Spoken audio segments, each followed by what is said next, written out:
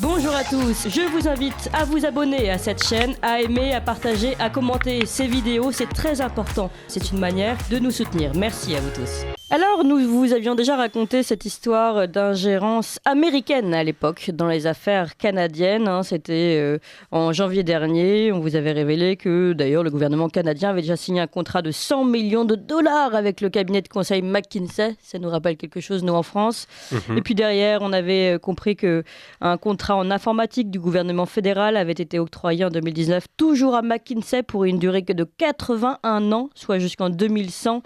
À tel point que certains professeurs de droit public de l'UQAM, donc Université du Québec, avaient expliqué qu'on était presque là dans un gouvernement supranational. Je reprends ces mots. Eh bien, voilà de nouvelles informations qui tombent. Cette fois-ci, ce ne sont pas les Américains, mais les Chinois. Ce sont des informations, des révélations qui tombent en cascade, qui tombent et qui sont données par les anciens des services de renseignement canadiens depuis ces derniers mois. Alors, on apprend qu'un réseau affilié au Parti communiste chinois a financé, infiltré les campagnes électorales de 11 candidats aux élections fédérales de 2019. On a également appris en février dernier que les élections fédérales de 2021 avaient également connu des interférences chinoises, que celles-ci avaient visé à faire gagner un gouvernement libéral en position de minorité. Suivez mon regard. Et puis un livre aussi vient de paraître intitulé The Mosaic Effect, écrit par d'anciens membres du gouvernement militaire américain, qui révèle la guerre d'influence chinoise aux États-Unis et au Canada. Et enfin, il y a une semaine, une lettre a été publiée dans le quotidien The Globe and Mail, rédigée par un lanceur d'alerte qui a souhaité rester anonyme, qui vient des rangs du service canadien du renseignement et de sécurité. Et il divulgue dans ses documents secrets l'ingérence chinoise durant ces élections, donc de 2019-2021. Il parle de menaces ignorées. Et il les prévient qu'il a tenté à plusieurs reprises de prévenir les gouvernements, les collègues, et que finalement la menace grandissait en urgence, dit-il. Les actions sérieuses sont restées sans suite. Je me suis efforcé seul et avec d'autres de faire part directement de mes préoccupations concernant cette menace à ceux qui étaient en mesure de demander des comptes à nos hauts fonctionnaires. Malheureusement, ces personnes n'ont pas pu le faire et aujourd'hui, l'heure est grave. Ils sont nombreux à prendre la parole. On a eu encore sur CBC News récemment un ancien responsable de la zone Asie-Pacifique pour le renseignement canadien qui a pris la parole à ce sujet. Alors, pour mieux comprendre cette ingérence forte, eh bien, nous sommes avec Jérôme Blanchet-Gravel. Bonjour Jérôme Blanchet-Gravel. Bonjour Clément, vous avez très bien résumé. Ah bon, merci, parce que c'est une affaire compliquée. Très très bon. Alors vous êtes, je le rappelle, et on vous avait déjà reçu pour l'affaire de McKinsey, notamment de l'influence McKinsey au Canada. Je rappelle, vous êtes auteur, journaliste québécois, rédacteur en chef de Libre Média, contributeur à Conflit, Causeur, Le Point, des journaux qu'on connaît nous en France, et auteur de ces 2 livres, Un Québécois à Mexico, chez L'Harmattan, et La face cachée du multiculturalisme aux éditions du Cerf. Alors, c'est une affaire grave, encore une, pour le Canada. Très très grave, mais ouais. On s'est aperçu finalement que le Canada était dirigé par 2 pôles, McKinsey et la Chine. Donc effectivement des révélations très graves qui s'accumulent parce qu'on parle vraiment d'un système tentaculaire, un système bien rodé comme on dit chez nous, qui permet à la Chine finalement d'imposer son pouvoir au Canada. Donc on parle d'ingérence directement dans les élections, de candidats aux élections choisis par Pékin quand même. Et moi, ça m'étonne que Justin Trudeau n'ait pas encore démissionné, parce que c'est extrêmement grave. Il doit démissionner, évidemment. Il ne m'écoutera pas, mais c'est... Bon, on peut transmettre l'appel. Non, mais ce qui est intéressant, c'est qu'en effet, là, on l'entend, c'est une série de révélations qui mettent vraiment en cause les différents gouvernements, mais notamment celui de Justin Trudeau, qui a forcément été mis au courant de cette ingérence et qui n'a visiblement rien fait d'après les services. C'est un vendu. Vraiment, c'est à tous les niveaux. C'est vraiment, comme on dirait, pour reprendre un mot à la mode, c'est systémique, l'influence de la Chine au Canada. Et pour bien comprendre le phénomène, il faut remonter aux années 70. On a publié un article là-dessus à Libre Média. En 1970, le père de Justin Trudeau, Pierre Elliott Trudeau, qui était d'ailleurs beaucoup plus brillant que son fils, reconnaît la Chine communiste. Et donc, écarte Taïwan, fait une visite, va voir Mao et compagnie en 1972, 2 années après, si je me souviens bien. Et à partir de ce moment-là, la Chine voit dans le Canada finalement un terrain à conquérir, essentiellement. Et à partir de ce moment-là, on va payer des voyages à des fonctionnaires canadien. Il y a évidemment tout un courant marxisant qui va voir dans la Chine une alternative. On tait les crimes du régime de Mao. Ah oui. Et donc, il se crée une sorte de sentiment un peu orientaliste envers la Chine. Et la Chine en profite. Donc, vraiment, il faut remonter aux années 70 pour bien comprendre le phénomène. Et c'est évidemment Trudeau, ce qu'il fait, c'est d'accuser de racisme ceux qui osent nommer cette réalité dans une réaction tout à fait indigne de sa fonction. Donc, de racisme anti-chinois, en c'est fait. ça. Ah oui, d'accord, c'est une solution. Oui, c'est ça. De se défendre. Il faut quand même préciser qu'il y a un rapport, c'est ce que pointent également ces services spéciaux de renseignement, qui avait été commandé par le gouvernement Trudeau, soi-disant pour faire la lumière sur ces interférences. Il l'avait commandé justement à Maurice Rosenberg, ancien PDG de la fondation Pierre Elliott Trudeau, donc son père. Évidemment, il n'y a pas grand-chose qui était visiblement sorti de ce rapport. Et les conservateurs aujourd'hui ne manquent pas de dénoncer le fait que ce rapport ait été commandé à la fondation de son père. Effectivement. Donc, on peut se poser des questions sur la véritable neutralité de ce fameux rapporteur spécial qui était chargé de faire la lumière sur l'ingérence chinoise au Canada. Donc, on peut se demander, c'est David Johnston, donc c'est un ancien gouverneur général qui a déjà déclaré qu'il se sentait chez lui en Chine. Donc, on a toute une série de personnalités haut placées qui ont vraiment développé une admiration pour la Chine et pour son modèle. Et rappelez-vous quand même ce qui s'est passé durant la pandémie. L'Occident adopte une partie du modèle chinois. Et on sait que la Chine, non seulement elle pousse économiquement au Canada, mais elle pousse aussi idéologiquement. Oui. Et cette compromission du Canada, cette adhésion à un modèle de contrôle social n'arrive pas de nulle part. Là, on comprend ce qui se passe. C'est-à-dire, et le Canada est très vulnérable. Alors, ouais, allez-y. À raison de la démographie. C'est-à-dire que là, le Canada est un pays de 38 millions de personnes qui est extrêmement vaste. Donc, on a un territoire très, très vaste à couvrir.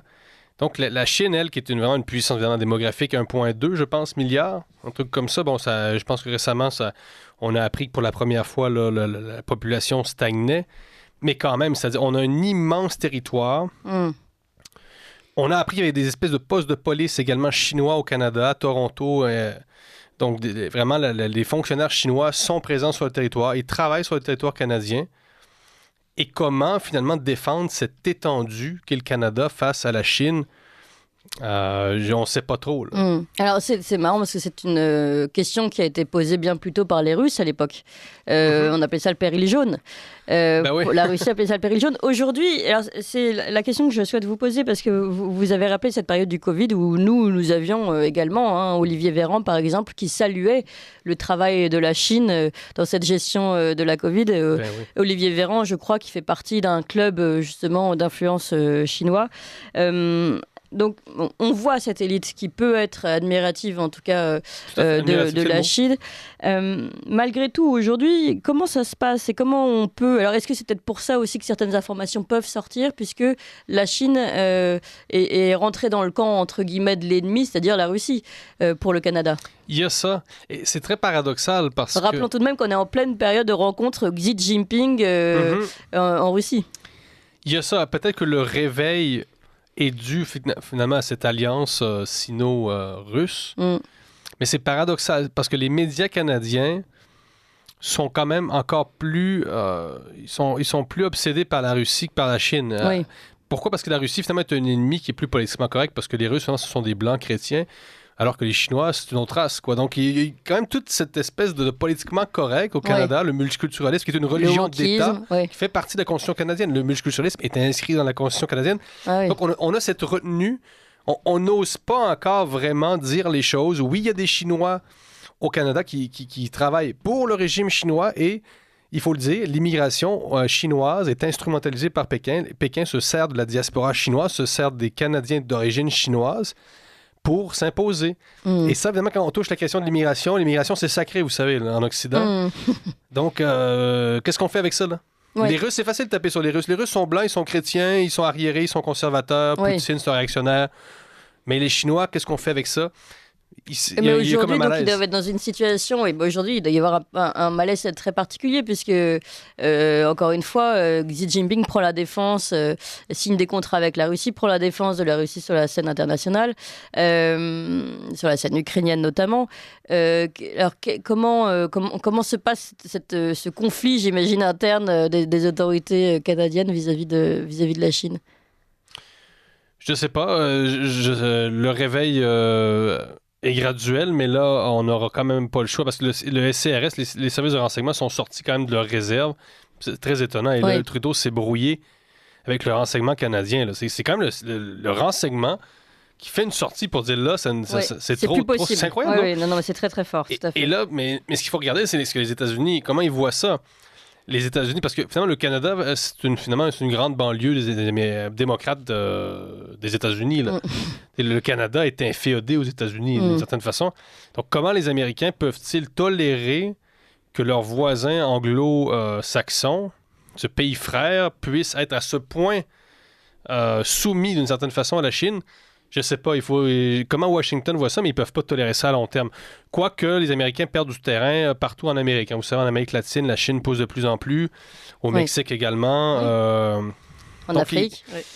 Donc, ils perdent du terrain, mais quand même, je veux dire, il faudrait leur poser la question, mais ils doivent pas trouver ça très drôle. Là. Alors, et en attendant, vous dites Justin Trudeau doit démissionner, mais il ne démissionnera jamais. Où on en est pression populaire, opposition politique, où on en est vis-à-vis de cette affaire au Canada? Bien, chose certaine, il est en fin de mandat. On sent l'essoufflement. Il est fini, là, je pense, enfin, là. Parce que trop, c'est trop. Ça fait quoi, 9 ans qu'il est là? Puis il n'en est pas son premier scandale, hein, quand même. Donc, il y en a eu beaucoup. Il y en a tellement que je ne m'en souviens plus, là, mais... Bon, on avait déjà l'affaire McKinsey. Oui, McKinsey, la SNC-Lavalin. Toutes sortes de scandales comme ça. Non, on sent vraiment un essoufflement. Là, c'est la fin de régime Trudeau. Et enfin, parce que vraiment, trop, c'est trop. Et il y a toute sa gestion aussi de la pandémie. Donc, les milliards qui ont été dépensés comme en France, comme Macron, doivent être remboursés. L'inflation, les Canadiens souffrent de l'inflation, comme la plupart des peuples occidentaux. Donc, on sent une fin de régime Trudeau, et en espérant que mettre un terme à cette famille, à cette dynastie. Oui, c'est ce que j'allais dire, une fin de régime pour être remplacée par le même type de personnages, ou alors est-ce que vous sentez qu'il y a une percée peut-être dans l'opposition? Conservatrice, oui, il y a Pierre Poilievre qui est arrivé comme chef du Parti conservateur. On sent que oui, les conservateurs vont peut-être être capables de faire une percée. Mais sinon, on craint que ce soit la vice-première ministre du Canada, Chrystia Freeland, qui a un discours quand même très belliqueux envers... quoique, il faut peut-être être belliqueux finalement, mais... Oui.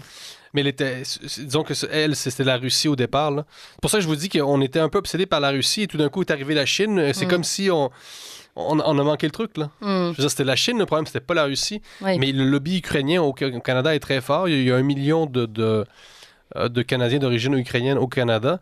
La Russie, oui, mais le problème, c'était la Chine. Et là, les services de secret sortent. Donc, mais c'est ça, on craint que Chrystia Freeland, si elle succède à Trudeau, soit peut-être pire que lui. D'abord, elle est plus brillante que lui. Et elle est plus féroce. Dans un style libéral, gauche belliqueuse, un peu la Clinton du Canada, d'une certaine façon. Oui, ça peut être forcément une bonne nouvelle. Oui. Ça peut être explosif quand même. Là.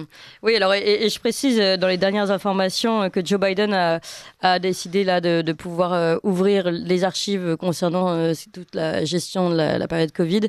On peut encore découvrir des choses, notamment vis-à-vis de la Chine. Donc, on va voir comment réagissent les Américains vis-à-vis de ça et vis-à-vis également de l'ingérence chinoise au Canada. Ça peut influer tout ça. Bon, en tout cas, c'est vraiment des questions très, très importantes. Et évidemment, comme je disais la dernière fois qu'on vous avait reçu sur l'affaire McKinsey, il est drôle de suivre que à chaque fois qu'on a des révélations canadiennes, on a les mêmes qui arrivent en France un petit peu plus tard. Donc, ne nous réjouissons pas trop vite et soyons nous aussi vigilants. C'est ça, mais très précurseurs. Merci beaucoup, en tout cas, Jérôme Blanchet-Gravel. Vous vouliez rajouter quelque chose, non? En terminant, je trouve que c'est quand même intéressant d'observer que la population canadienne prend conscience que la politique et la géopolitique sont faites de rapports de force. C'est-à-dire, après 2 ans d'inconscience totale. On a le gouvernement est bon, le gouvernement est là pour nous protéger, les dirigeants sont là. Et là, tout d'un coup, on découvre que finalement, la politique peut être un roman d'espionnage et des complots, bien ici, il y en a beaucoup. Là. Donc, on a passé 2 ans à dire des complotistes.